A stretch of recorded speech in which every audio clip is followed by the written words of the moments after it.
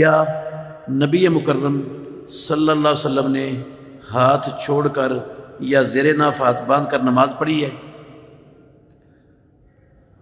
عزیز بھائیو، جب رسول مکرم صلی اللہ علیہ وسلم رکوع سے سر اٹھاتے تھے تو سمع اللہ لمن حمدہ کہتے اور رفع الیدین کرتے تھے۔ اس کے بعد آپ کے ہاتھ چھوٹے ہوئے ہوتے تھے۔ یہاں پر تو آپ نے ہاتھ چھوڑ کر نماز پڑھی ہے، باقی رکوع سے پہلے اللہ کے نبی نے زندگی میں ایک مرتبہ بھی ہاتھ چھوڑ کے نماز نہیں پڑھی، نہ پڑھائی، نہ اس کا کوئی نام و نشان حدیث کے اندر۔ نام و نشان، میں نام و نشان کا لفظ بول رہا ہوں، نام و نشان بھی موجود نہیں ہے ہاتھ چھوڑ کر نماز پڑھنے کا سنت اور حدیث میں۔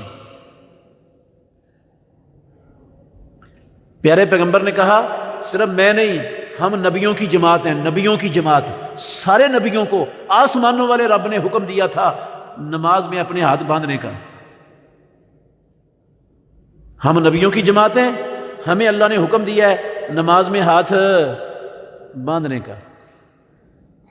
تو سارے نبی باندھتے تھے ہاتھ، صرف محمد رسول اللہ صلی اللہ علیہ وسلم نہیں۔ اور اللہ کے نبی اپنا دایاں ہاتھ، دایاں گٹ، دائیں کلائی، بائیں ہاتھ بائیں گٹ اور بائیں کلائی پر رکھتے، وَيَضَعُهُمَا عَلَىٰ صَدْرِهِ، اور اپنے سینے پر رکھ لیتے تھے اس کو۔ دونوں ہاتھوں کو اس طرح رکھ کے کہاں رکھتے تھے؟ سینے پر۔ صحیح ابن خزیمہ میں یہ رسول مکرم صلی اللہ علیہ وسلم کی سکے بند صحیح حدیث صحیح ابن خزیمہ میں موجود ہے۔ صحیح ابن خزیمہ میں سکے بند حدیث موجود ہے۔ مؤمل بن اسماعیل ایک راوی ہیں، اس پر بعض لوگوں نے کلام کیا ہے، اس پر اور کوئی اعتراض نہیں ہے دنیا میں کسی بندے کے پاس، صرف مؤمل بن اسماعیل پر کلام ہے۔ اس کی سند میں مؤمل بن اسماعیل راوی ہے، کلام اس پر کیا ہے ذرا اس کی حقیقت بھی سن لیں۔ کہتے ہیں کہ امام بخاری رحمۃ اللہ علیہ نے مؤمل بن اسماعیل کو منکر الحدیث کہا ہے، تو امام بخاری جس راوی کو منکر الحدیث کہہ دیں وہ راوی تو ضعیف ہو جاتا ہے، لہذا اس کی سند میں مؤمل بن اسماعیل ہے اور وہ ضعیف ہے۔ اچھا عزیز بھائیو، موٹی سی بات ہے، عام فہم اور سادہ سی۔ امام بخاری رحمۃ اللہ علیہ کی کتابیں دنیا میں موجود ہیں، تاریخ کبیر بھی موجود ہے، تاریخ صغیر بھی موجود ہے۔ یہ رجال کی اور تاریخ کی کتابیں ہیں امام بخاری کی، طبع شدہ ہیں، مطبوع ہیں، موجود ہے دنیا میں۔ اور امام بخاری کی الادب المفرد بھی موجود ہے، صحیح بخاری بھی موجود ہے، اور بھی کتابیں امام بخاری کی دنیا میں موجود ہیں۔ جز رفع الیدین موجود ہے امام بخاری رحمۃ اللہ علیہ کی۔ کسی ایک کتاب کے اندر امام بخاری رحمۃ اللہ علیہ کا یہ جملہ ہو کہ مؤمل بن اسماعیل منکر الحدیث ہے، کوئی مائی کا لال دکھا ہی نہیں سکتا قیامت تک، ہے ہی نہیں امام بخاری کا قول، امام بخاری کا قول ہے ہی نہیں۔ ذمہ داری سے کہہ رہا ہوں، مؤمل بن اسماعیل کے بارے میں امام بخاری کا قول امام بخاری کی کتابوں میں سے کسی کتاب کے اندر سرے سے موجود ہی نہیں۔ اچھا چلو امام بخاری کی کتابوں میں موجود نہ ہو، دنیا کی کسی رجال کی کتاب میں امام بخاری کی سند کے ساتھ امام بخاری سے ایسا قول ہو، اللہ کے گھر میں بیٹھا ہوں، امام بخاری رحمۃ اللہ علیہ کی سند کے ساتھ بھی دنیا کی کسی کتاب میں یہ لفظ موجود نہیں کہ امام بخاری رحمۃ اللہ علیہ نے مؤمل بن اسماعیل کو منکر الحدیث کہا ہے، نہ ان کی اپنی کسی کتاب میں، نہ ان کی کسی سند کے ساتھ دنیا کی کسی کتاب میں۔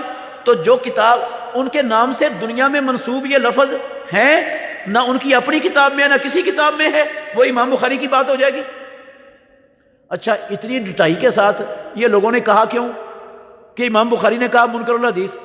اصل میں غلطی لگی امام ذہبی رحمۃ اللہ علیہ کو، غلطی لگی امام ذہبی رحمۃ اللہ علیہ کو۔ انہوں نے اپنی ایک کتاب کے اندر جو ہے نا امام بخاری رحمۃ اللہ علیہ کی تاریخ کبیر کے حوالے سے یہ لفظ نقل کر دیے، یہ لفظ نقل کر دیے، اور نقل کرتے ہوئے امام ذہبی کو لگ گئی غلطی۔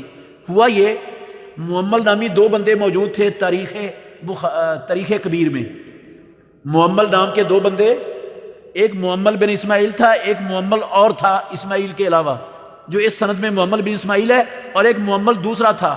امام بخاری رحمۃ اللہ علیہ نے تاریخ کبیر میں وہ دوسرے معمل کے بارے میں لکھا ہے کہ یہ منکر الحدیث ہے۔ معمل بن اسماعیل کا نام اس طرح لکھ کر، معمل بن اسماعیل لکھ کر امام بخاری نے اس پر کوئی جرح نہیں کی، کوئی جرح نہیں کی۔ لکھتے ہوئے امام ذہبی رحمۃ اللہ علیہ کو غلطی لگ گئی، لکھتے ہوئے نقل کرتے ہوئے انہوں نے سمجھا شاید امام بخاری نے معمل بن اسماعیل کو لکھا ہے، انہوں نے اپنی کتاب میں یہ لکھ دیا کہ امام بخاری نے یہ کہا ہے، اور اس پر مکھیوں پر مکھی مارتے جا رہے ہیں لوگ۔ اس ایک اعتراض کے علاوہ جو اعتراض کسی کام کا نہیں سرے سے، جس کا وجود ہی نہیں ہے، اس کے علاوہ کوئی اور اعتراض دنیا میں اس حدیث پر کسی کے پاس نہیں ہے، اور اس اعتراض کی حقیقت آپ کو سمجھ آ گئی۔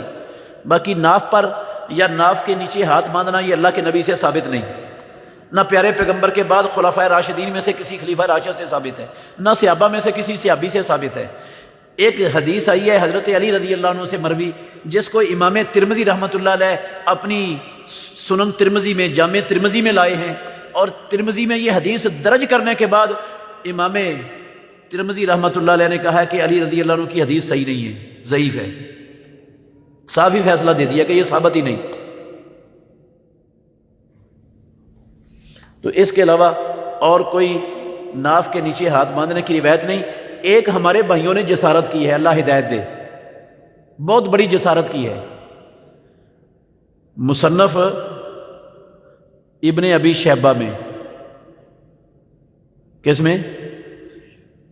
مصنف ابن ابی شیبہ میں حدیث تھی، صحیح حدیث تھی کہ رسول اللہ صلی اللہ علیہ وسلم اپنا دایاں ہاتھ بائیں ہاتھ پر رکھتے، دایاں ہاتھ دایاں گٹ اور دایاں کلائی بائیں ہاتھ پر رکھتے، اور آپ اس کو باندھ لیتے ہاتھوں کو۔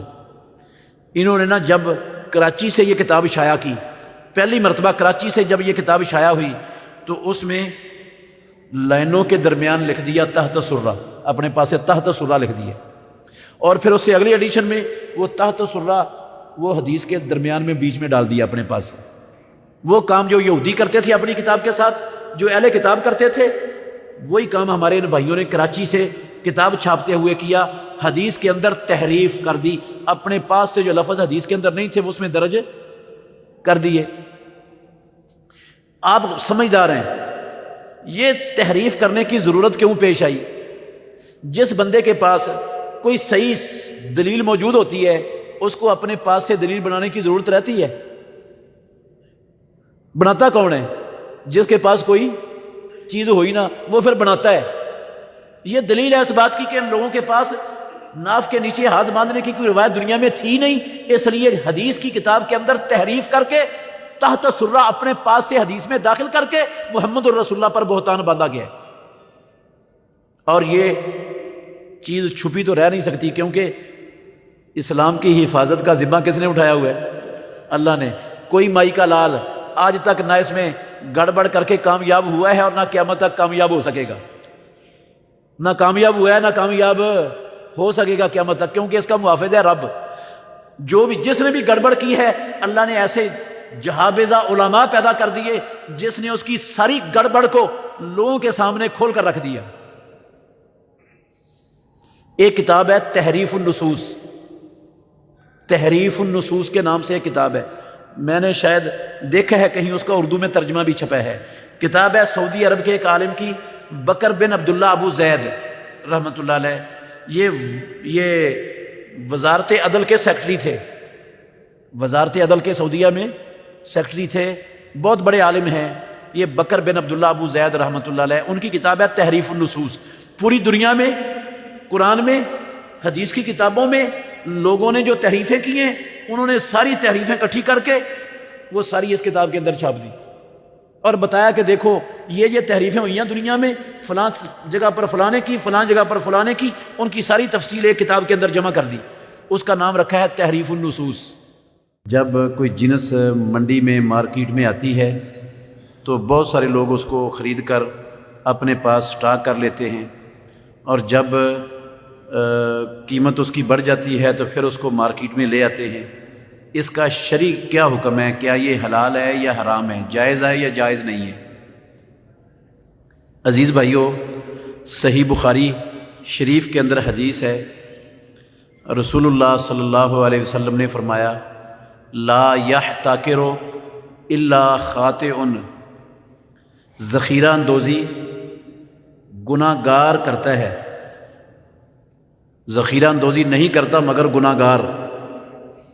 اس کا مطلب ہے ذخیرہ اندوزی حلال نہیں ہے، مگر یہ ذخیرہ اندوزی جس کو رسول اللہ صلی اللہ علیہ وسلم نے کہا ہے کہ خطا کار گناہ گار شخص کرتا ہے، یہ کون سی ذخیرہ اندوزی ہے؟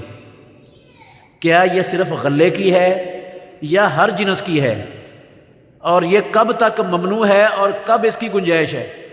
یہ مسئلہ سمجھنے والا ہے۔ عزیز بھائیوں، پہلی بات تو یہ یاد رکھیں کہ یہ ذخیرہ اندوزی صرف غلے کے ساتھ خاص نہیں ہے۔ ہر چیز جو دنیا میں انسانوں کی ضرورت ہے، وہ لباس ہے، وہ غلہ ہے، وہ اس کے گھر کا مٹیریل ہے، وہ گاڑیاں ہیں، وہ کسی قسم کی کوئی چیز ہے جو انسانوں کو ضرورت ہے نا، چیز جس سامان کی دنیا میں، اس چیز کی ذخیرہ اندوزی حرام ہے، وہ جائز نہیں ہے۔ اور ذخیرہ اندوزی کہتے کس کو ہیں؟ کب حرام ہے؟ یہ ہے ایک چیز ہر صارف کو ہر جگہ پر آسانی سے مل رہی ہے، اس کو نہ لائن میں لگنا پڑتا ہے، نہ کوئی کارڈ بنوانا پڑتا ہے، نہ کوئی دقت اٹھانی پڑتی ہے اس چیز کو حاصل کرنے کے لیے۔ جب چاہتا ہے، جتنی چاہتا ہے، آسانی سے اس کو ہر صارف کو اس کی مطلوبہ چیز مل رہی ہے۔ جب تک یہ کیفیت ہے، اس وقت تک آپ کسی بھی چیز کو اپنے پاس ذخیرہ کر لیں تو یہ حلال ہے، یہ حلال ہے۔ کیوں حلال ہے؟ کیونکہ جو ذخیرہ اندوزی منع کی گئی ہے نا، وہ اس لیے منع کی گئی ہے کہ لوگوں کو تکلیف نہ پہنچے، لوگوں کے لیے دقت پیش نہ آئے، عوام کے لیے، مسلمانوں کے لیے۔ تو اس کے ذخیرہ اندوزی کرنے کی وجہ سے دقت نہیں آ رہی پیش لوگوں کو، ہر صارف کو ہر جگہ پر جب چاہے جتنی چاہے چیز اس کو میسر ہے، مل رہی ہے، تو اس کو آپ اس وقت تک جمع کر کے رکھ لیتے ہیں اپنے پاس، تو کوئی منع نہیں ہے۔ چاہے آپ کی اپنی پیداوار ہے، چاہے آپ نے خرید کے رکھی ہے اپنے پاس، دونوں شکلوں میں کوئی حرج نہیں ہے، رکھ سکتے ہیں۔ لیکن جب چیز منڈی میں، مارکیٹ میں کم ہونی شروع ہو گئی اور لوگوں کو حاصل کرنے میں دقت اور مشکل پیش آنی شروع ہو گئی، اس وقت پھر آپ اس کو رکھ نہیں سکتے، پھر پوری کی پوری جو آپ کے پاس ذخیرہ ہے ساری کی ساری منڈی میں لانا ضروری ہے۔ پھر اگر آپ اس کو پھر بھی نہیں نکالیں گے اور بلیک میں فروخت کریں گے تو پھر یہ حرام ہے، پھر یہ ظلم ہے، زیادتی ہے، اسلام اس کی اجازت نہیں دیتا۔ اور اللہ کے نبی کا فرمان ایسے لوگوں کے لیے ہے لا یحتکر الا خاطئ، کہ احتکار وہ کرتا ہے جو گناہ گار ہے، خطا کار ہے۔